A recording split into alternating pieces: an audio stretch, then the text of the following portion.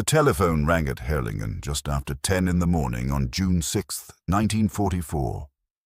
Field Marshal Erwin Rommel, 52 years old and commander of German forces defending the coast of France, was 600 miles from his headquarters.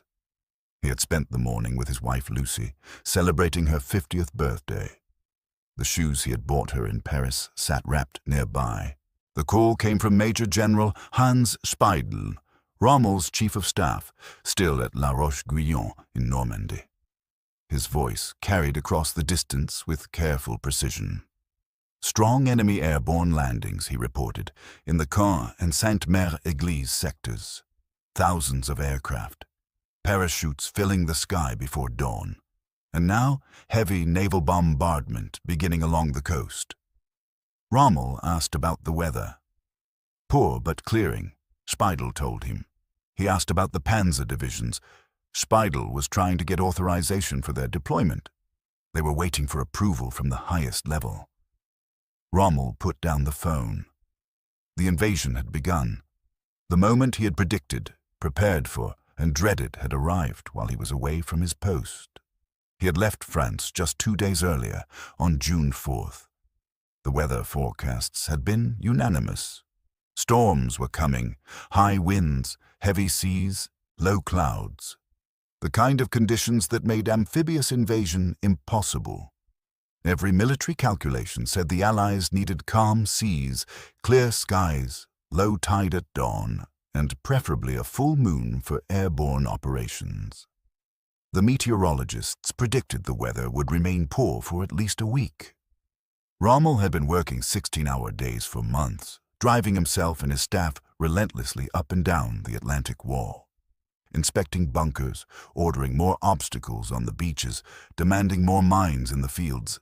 He knew the defenses were incomplete, perhaps 50 or 60% finished. He had written again and again to higher command, requesting more resources, more men, more concrete, more wire. He needed 2 additional Panzer divisions positioned close to the coast. He believed the war would be won or lost on the beaches themselves in the first hours of any invasion. But the weather had given him a window, a few days when invasion seemed impossible, time enough to drive to Germany, to spend Lucy's birthday with her, to see his son Manfred, and then to continue to Berchtesgaden for a meeting with Hitler on June 7th. At that meeting, he planned to request those Panzer divisions again to make his case in person for the resources he needed. The Allies, it turned out, had read the same weather reports and made a different calculation. Rommel ordered his staff to prepare his car immediately.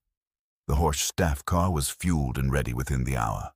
He kissed Lucy goodbye, the birthday celebration abandoned, and climbed into the vehicle with his aide, Captain Helmuth Lang. They pulled away from Herlingen shortly after noon, beginning the long drive back to Normandy. 600 miles. Under normal circumstances, perhaps 10 or 12 hours of driving. But these were not normal circumstances. Allied aircraft owned the skies over France. Fighter bombers hunted anything that moved on the roads during daylight. Bridges were damaged or destroyed. Main routes were cratered with bomb strikes. The most direct path was impossible. They drove fast when they could, threading through back roads, taking cover when aircraft appeared overhead. The afternoon stretched into evening. The summer sun took its time setting. Every hour that passed was an hour the Allies were consolidating their beachhead, bringing more men and equipment to shore, pushing inland. Every hour was an hour Rommel was not there to coordinate the defense. He had told his commanders months earlier what would happen if the Allies established a foothold.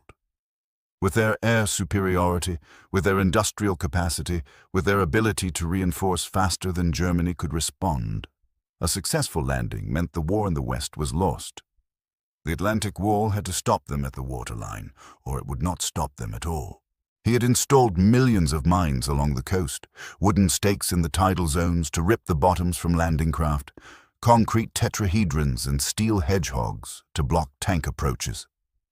In the fields behind the beaches, he had ordered thousands of poles planted, connected with wire to prevent glider landings. His soldiers called them Rommel's Spargel. Rommel's asparagus.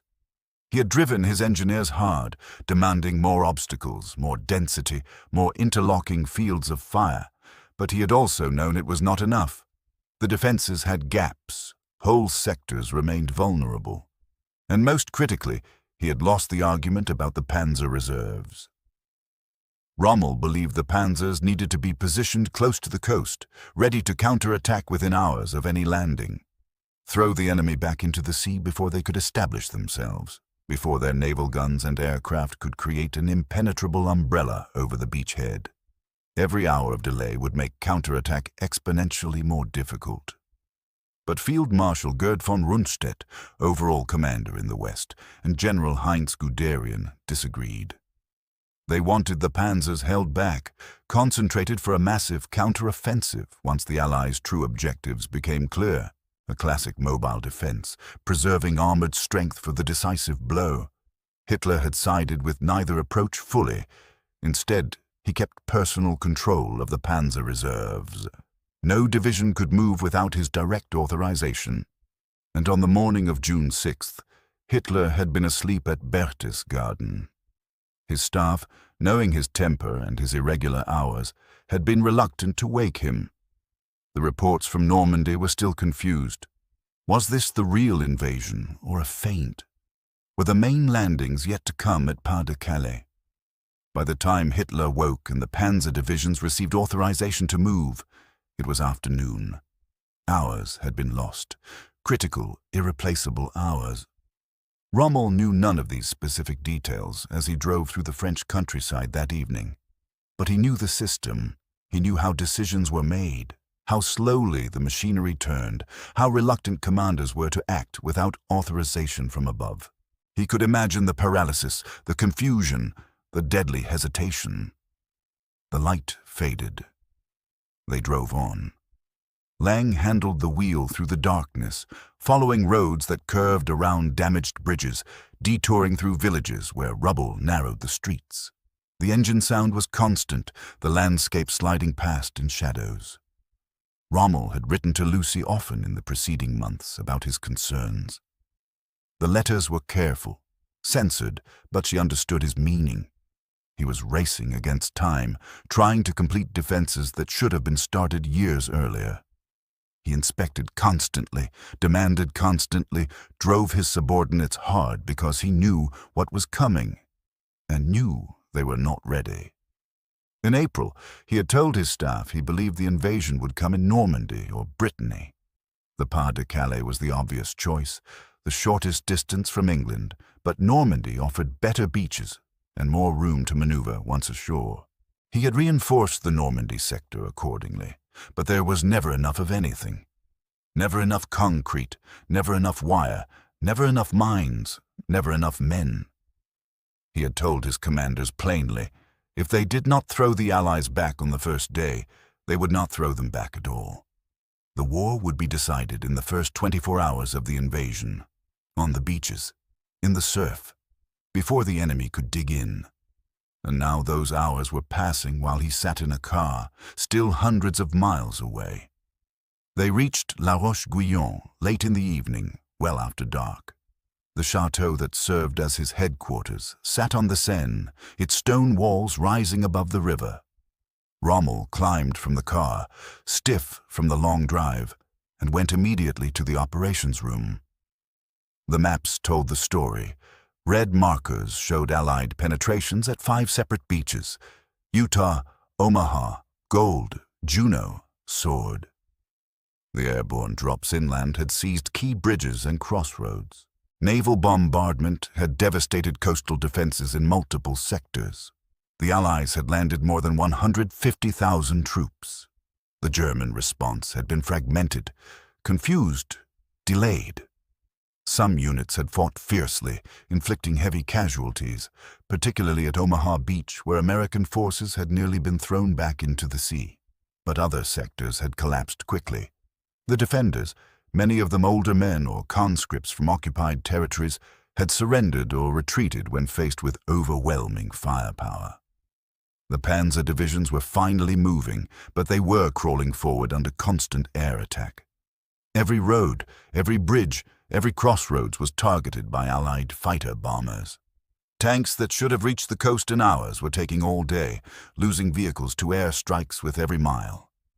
Rommel began issuing orders, trying to coordinate a coherent defense from the chaos.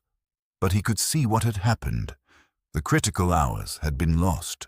The Allies had used the poor weather as cover, gambling that the Germans would not expect invasion in such conditions. The gamble had worked.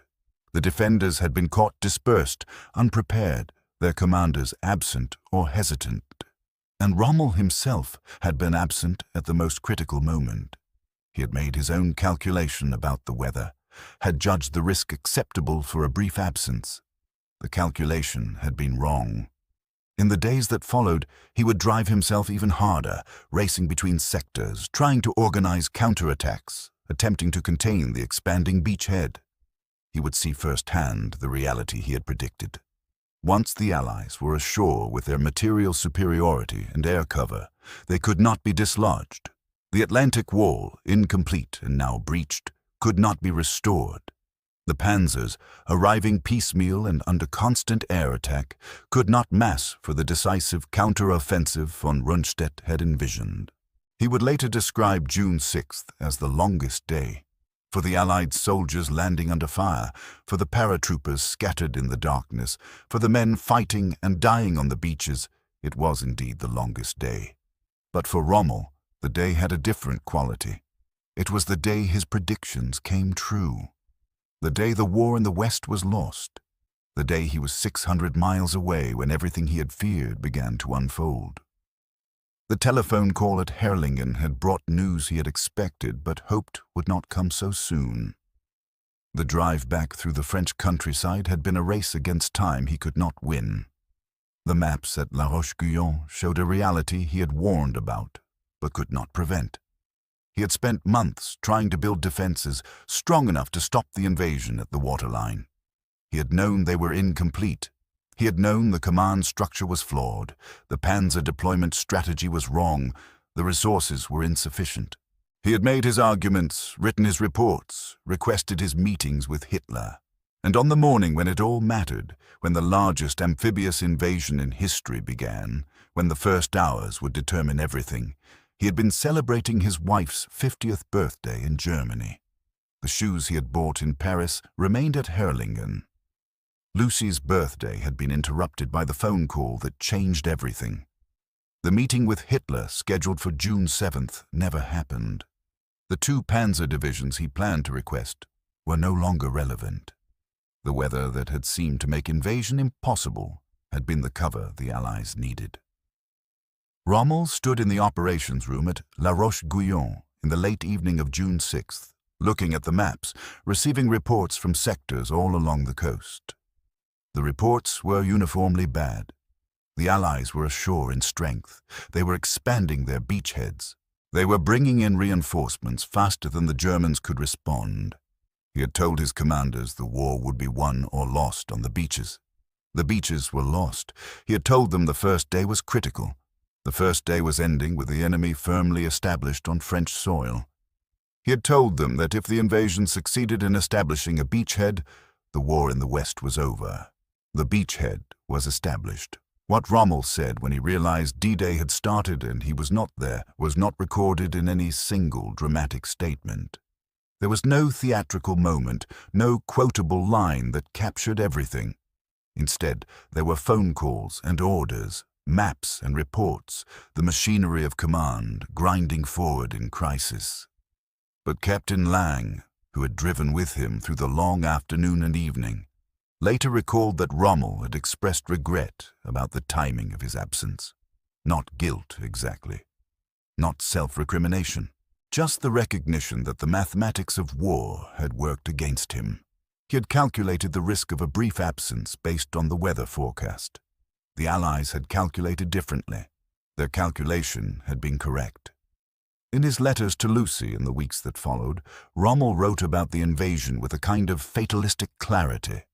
He described the Allied material superiority, the dominance of their air forces, the impossibility of moving German forces in daylight. He described the fighting, the casualties, the slow retreat. He wrote with the understanding of a professional soldier who could see the shape of the campaign and knew how it would end. By July, he would be writing more carefully, knowing his letters were read by censors, but the meaning was clear.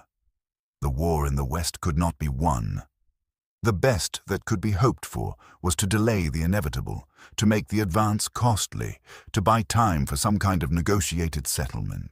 On July 17th, his staff car would be strafed by Allied fighters. He would suffer a fractured skull, severe head wounds, and be hospitalized. He would never return to active command in Normandy.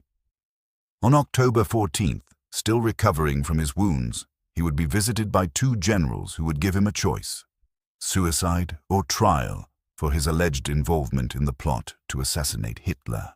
He would take the poison they offered, protecting his family from retaliation. The official announcement would say he died from his wounds sustained in the air attack.